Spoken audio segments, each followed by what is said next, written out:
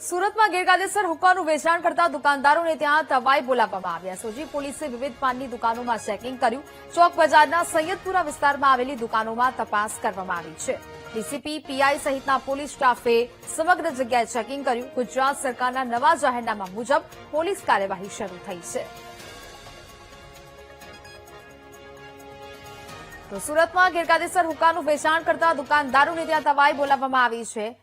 સુરતમાં એસઓજી દ્વારા જુદા જુદા વિસ્તારોમાં જે હુક્કાનું વેચાણ કરી રહ્યા છે અને હુક્કાના વેચાણના આડમાં જે ગેરકાયદેસર પદાર્થોનું વેચાણ થતું હોય તેવી શંકા હોય છે, તેને લઈને હુક્કા વેચાણ જે કરતા હોય છે તેવા વેપારીઓ પર એસઓજીનું સર્ચ ઓપરેશન સતત ચાલી રહ્યું છે. અત્યારે સુરતના સૈયદપુરા ખાતે પણ જે રીતે હુક્કા વેચાણ થાય છે અને એ હુક્કા વેચાણ કેન્દ્ર પર સુરત એસઓજી પોલીસની ટીમ અત્યારે અહીં રેડ કરી છે. અહીં સર્ચ ઓપરેશન ચાલી રહ્યું છે અને હુક્કાની આડમાં ક્યાંક નશીલા પદાર્થોનું વેચાણ થાય છે કે નહીં તે બાબતની અત્યારે સતત તપાસ ચાલી રહી છે. જે રીતે તે જોઈ શકાય છે, સુરતમાં ગતરોજ પણ 3 જેટલા હુક્કાની દુકાનો પર જે છે તે વેપારીઓના એસઓજી પોલીસે રેડ કરી હતી. આજે ફરી એક વખત સુરતના સૈયદપુરા વિસ્તારમાં જે છે તે હુક્કા વેચાણના વેપારીને ત્યાં જે છે તે રેડ કરી છે, સર્ચ ઓપરેશન કરવામાં આવ્યું છે. અને જે રીતે અત્યારે જોઈ શકાય છે કે સુરતના આ સૈયદપુરા ખાતે જુદા જુદી બાબતની પોલીસ દ્વારા તપાસ કરવામાં આવી રહી છે, સર્ચ કરવામાં આવી રહ્યું છે. અત્યારે હાલ તમે પણ જે રીતે જોઈ શકાય છે, પોલીસ દ્વારા અત્યારે અહીંયા ચેક કરવા જવાનું જોવા મળી રહ્યું છે. તે અત્યારે અહીંથી તમામ બાબતે ચેકિંગ થઈ રહ્યું છે.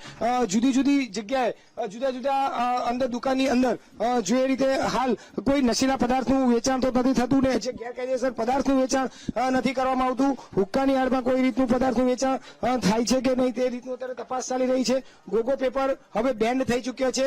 કાયદો એટલે કે ગૃહ વિભાગ દ્વારા તેની પર પરિપત્ર જાહેર કરી દેવામાં આવ્યો છે. ત્યારે હવે હુક્કાની આડમાં આવા પ્રકારના ગોગો પેપર પણ ક્યાંક વેચાણ નથી થતા ને તે બાબતે અત્યારે સુરત એસઓજીની ટીમ તપાસ કરી રહી છે. હુક્કાની આડમાં અનેક વખત એવું જોવા મળતું હોય છે કે ક્યાંક ગેરકાયદેસર પ્રવૃત્તિઓ થતી હોય છે અને તે રીતે અત્યારે જે પણ જગ્યાએ આવા હુક્કા બાર છે અને હુક્કાનું વેચાણ કરી રહ્યા છે તેવા વેપારીઓ પર એસઓજીની દ્વારા સતત તપાસ કરાઈ રહી છે. તેમાં વપરાતો પદાર્થ પણ જે ગેરકાયદેસર નથી ને તે રીતે અત્યારે તપાસ એસઓજીની ટીમ દ્વારા કરાઈ રહી છે. ત્યારે આપણી સાથે એસઓજીના પીઆઈ ચૌધરી સાહેબ જોડાશે, તેઓની સાથે વાત કરીશું. ચૌધરી સાહેબ, અત્યારે કઈ રીતની એસઓજીની કાર્યવાહી ચાલી રહી છે સતત અને શું તપાસ કરાઈ રહી છે? સુરત શહેર મહેરબાન સીપી સાહેબ દ્વારા સૂચના આપવામાં આવેલ કે સુરત શહેર વિસ્તારમાં જ્યાં પાનના ગલ્લાઓ તેમજ સ્ટોર ઉપર જ્યાં ગોગો પેપરનું વેચાણ થતું હોય તેમજ હુક્કાનું વેચાણ થતું હોય તેવી જગ્યાએ રેડ કરવાની સૂચના અનુસંધાને એસઓજીની અલગ અલગ ટીમો બનાવવામાં આવેલ તેમજ ક્રાઇમ બ્રાન્ચ તેમજ લોકલ પોલીસની પણ સમગ્ર સુરત શહેર વિસ્તારમાં જ્યાં જ્યાં પાનના ગલ્લા ઉપર અને સ્ટોર ઉપર ગોગો પેપરનું વેચાણ થતું હોય તેવી જગ્યાએ રેડ કરવાની કાર્યવાહી હાલમાં ચાલુ છે. હુક્કા વેચાણ કેન્દ્ર આજે ફરી એક વખત તપાસ કરાઈ છે. કઈ રીતની અંદર સર્ચ ચાલતું હોય છે, શું શું જોવામાં આવી રહ્યું છે? હુક્કા કઈ રીતે ગેરકાયદેસરનું વેચાણમાં માધ્યમ બનતા હોય છે? આજરોજ સુરત શહેર એસઓજીની ટીમ દ્વારા લાલગેટ પોલીસ સ્ટેશન વિસ્તારમાં અમન પાન કલેક્શન નામની દુકાનમાં રેડ કરતા જ્યાં ગોગો પેપર તેમજ 60 થી વધુ હુક્કા મળી આવેલ છે. તેમજ કેટલાક ઇલીગલ તમાકુના બોક્સ પણ મળી આવેલ છે, જ્યાં અમે તેઓની વિરુદ્ધ કાયદેસર કાર્યવાહી કરવામાં આવેલ છે.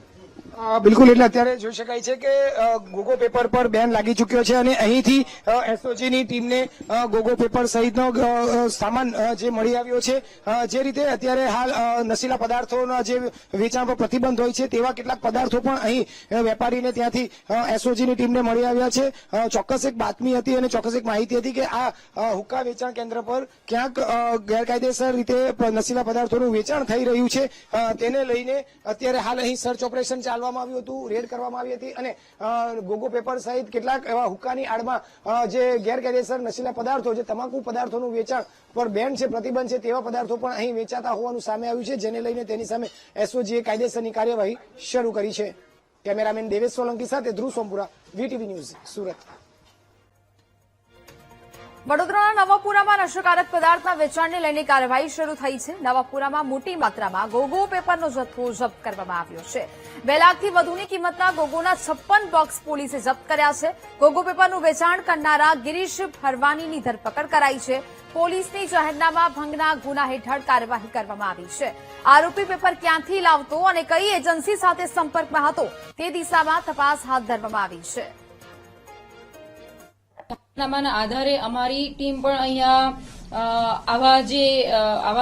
આવા કોઈ પદાર્થોનું વેચાણ થઈ રહ્યું છે, આવી જે પણ માનવ સ્વાસ્થ્યને હાનિકારક હોય, છોકરાઓ નાની યુવા પેઢી છે કે જે આવી રીતે ડ્રગ્સનું સેવન આના માધ્યમથી પણ કરતી હોય, ડ્રગ્સ અથવા કોઈ પણ નશીલા પદાર્થોનું સેવન, તો એ ધ્યાને આવતા અમે આ ઘણો બધો મુદ્દામાલ સીઝ કર્યો છે અને આ જાહેરનામા ભંગની કાર્યવાહી કરી અને ગુનો પણ નોંધેલો છે. અમદાવાદમાં ગોગો પેપરના વેપલા સામે પોલીસ એક્શન મોડમાં આવી છે. સમર્થનગર અને હાંસોલમાં પોલીસની તપાસ શરૂ થઈ. સર્ચ દરમિયાન 2 મકાનમાંથી ગોગો પેપરનો જથ્થો મળી આવ્યો છે. પોલીસે એક આરોપીની ધરપકડ કરી વધુ તપાસ હાથ ધરી છે.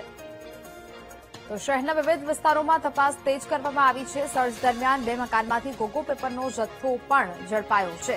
સમર્થનગર અને હાંસોલમાં સર્ચ ઓપરેશન હાથ ધરવામાં આવ્યું ને જ્યાંથી પોલીસે એકની ધરપકડ કરી વધુ કાર્યવાહી હાથ ધરી છે. ગોગો પેપરના વેપલા સામે પોલીસ એક્શન મોડમાં આવી છે. નંબર 183 અને 385માં એક ગોડાઉન તરીકે ત્યાં 300 કાર્ટનથી વધારે ગોગો પેપરના જથ્થા રાખવામાં આવેલ છે. તો પોલીસની ટીમ ત્યાં જઈને રેડ પાડી અને કુલ 72 લાખનું મુદ્દામાલ કબજે કરવામાં આવ્યું છે અને BNS 223 હેઠળ ગુનો નોંધીને આરોપી જેકી પ્રહલાદભાઈ મોટવાનીની ધરપકડ કરવામાં આવેલ છે અને આગળની કાર્યવાહી ચાલુ છે. આ માલ જે છે એ મહારાષ્ટ્રથી લાવતું હતું અને એ આગળ અમદાવાદ અને નજીકના જિલ્લાઓમાં એને વેચાણ કરતું હતું. સમાચાર યથાવત રાખીશું. રોકાઈએ બ્રેક માટે.